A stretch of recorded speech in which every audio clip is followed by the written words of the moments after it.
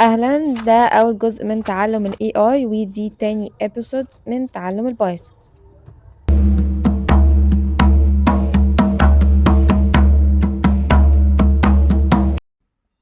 أول حاجة هنبدأ بيها وهي ال basic syntax. ايه الفكرة منها؟ هي أكتر حاجة مهمة إنك تقدر عارف كل الخطوات وكل حاجة انت المفروض تكون عارفها علشان تعرف أو علشان تكمل بعد كده البايثون ما تبقاش صعب عليك. أول حاجة هو احنا ازاي ممكن نكتب سطر كود، ازاي ممكن ان انا اعمل مسافة، هل في اقواس اختلافها ما بينها وما بين اللغات. لو هنيجي مثلا عند ابسط حاجة، ابسط مثال على السنتكس ان هو ان احنا نكتب اول برنامج لينا ان هو نعمل البرنت. ازاي انا ممكن اعمل برنت بالبايثون؟ منتهى البساطة، انا بكتب كلمة فعلا برنت، والبرنت ديت هي عبارة عن فانكشن تقدر تسمح لي ان انا اطبع حاجة. طيب انا دلوقتي عشان استخدمها بعمل قوسين بعديها. لو انا عايز اطبع رقم، فمجرد بس ان انا بكتب رقم وبقول له تمام، باجي ارن الكود عندها بيرن ازاي؟ شيفت انتر، بترن عليه على طول.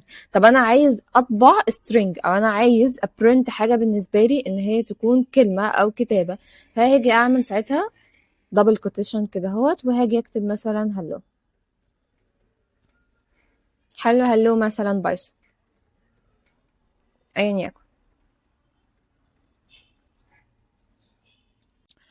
تاني حاجة ان انا ممكن اعملها ان انا ازاي اعرف اعمل كومنت.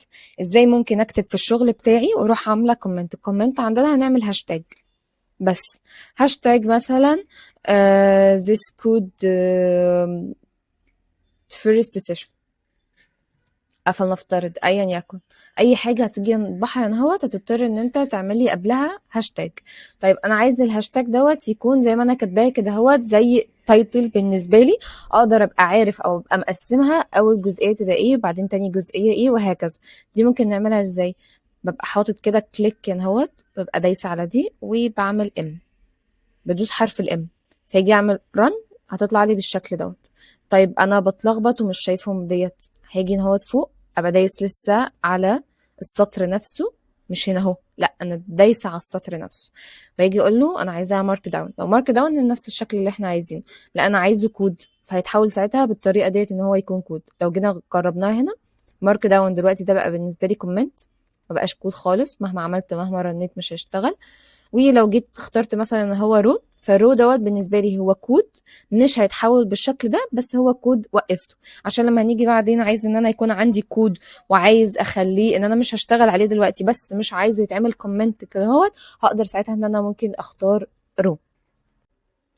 تالت حاجة وهي المسافات. المسافات حرفيا في البايثون أهم حاجة في الحياة.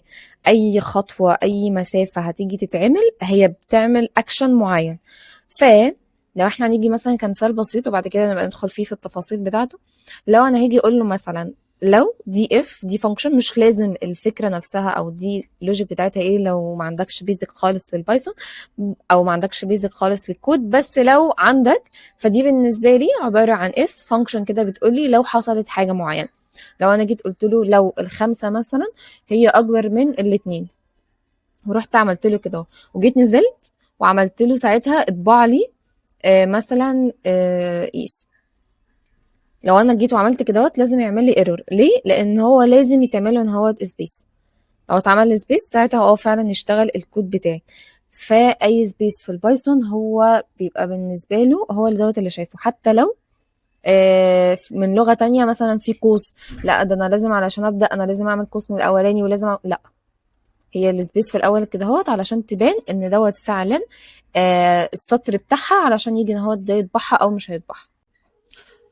رابع حاجة وهي السنسيتيف بتاعة الكيس نفسها. لو انا دلوقتي اديته فاريبل، اديته قيمة، والقيمة ديت انا جيت وقلت انا هخليها كابيتال او هخليها سمول.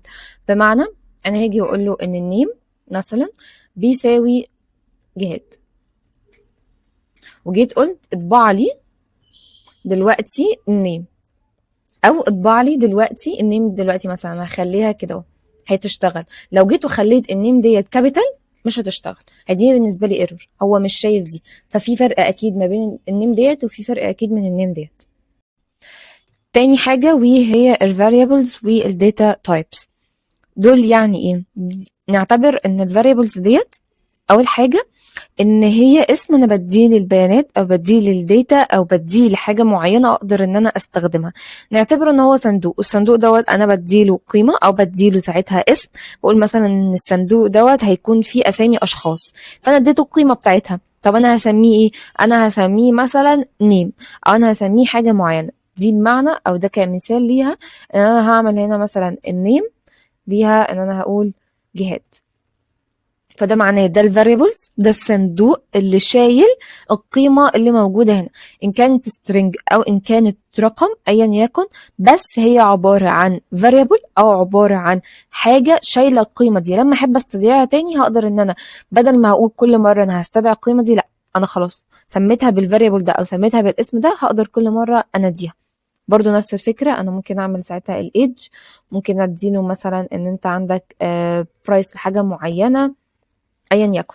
طيب انا دلوقتي لو شفت الايدج هو رقم، الرقم دوت انا ما احتجتش ان انا اعرفه، انا جيت وقلت له ان الفاريبل دوت بيساوي على طول القيمه دي، البرايس ده بيساوي على طول قيمه مثلا فلوت، قيمه عشريه، فمش محتاج ان انا اجي واقول له ان دوت فلوت او ان دوت انتجر. انتجر دوت بمعنى ان هو دوت رقم صحيح، او فلوت ان هو بمعنى رقم عشري.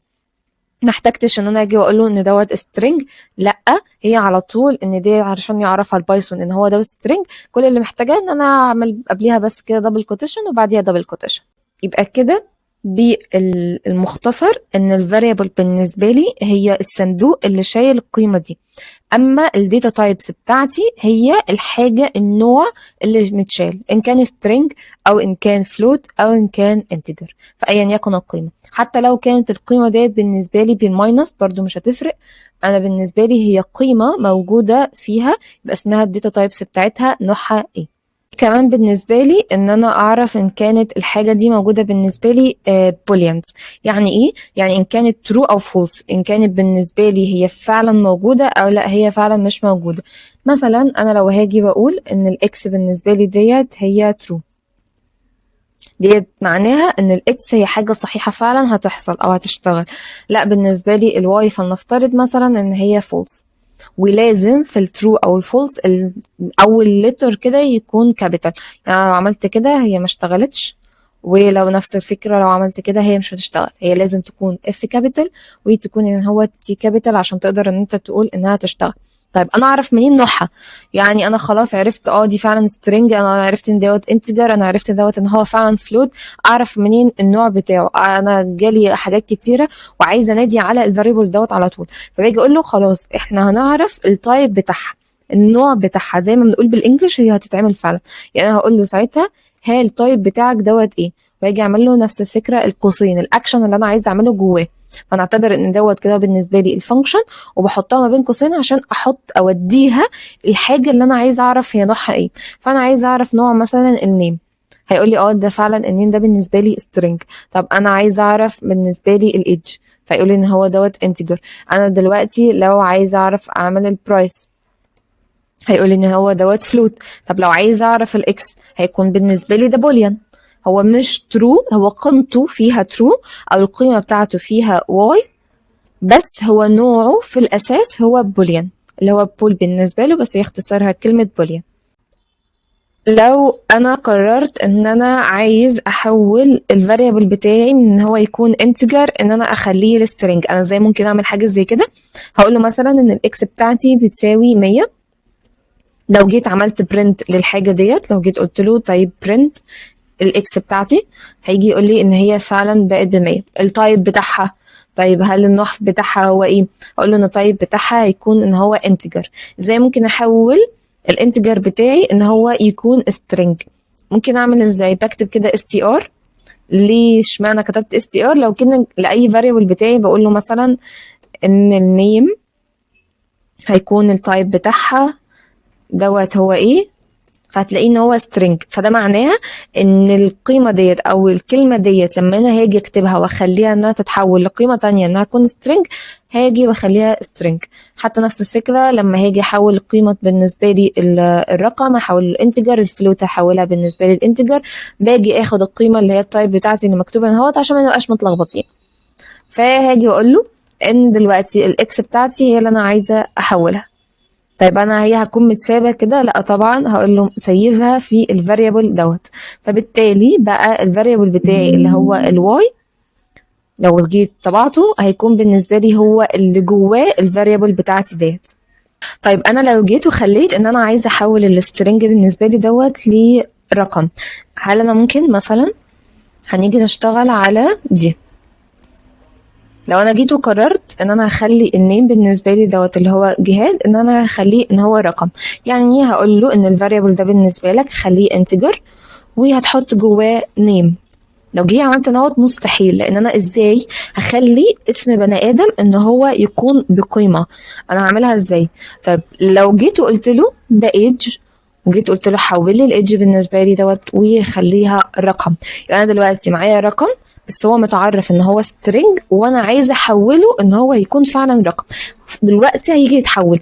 اشمعنى؟ لان بالنسبه له هو شايف الارقام هي ارقام، شايف السترنج هي سترنج. يعني انا بالنسبه له الحروف دي هي سترنج، مهما عملت ومهما حاولت انا مش عارفه ان انا اغيرها ان انا اخليها انها تكون رقم.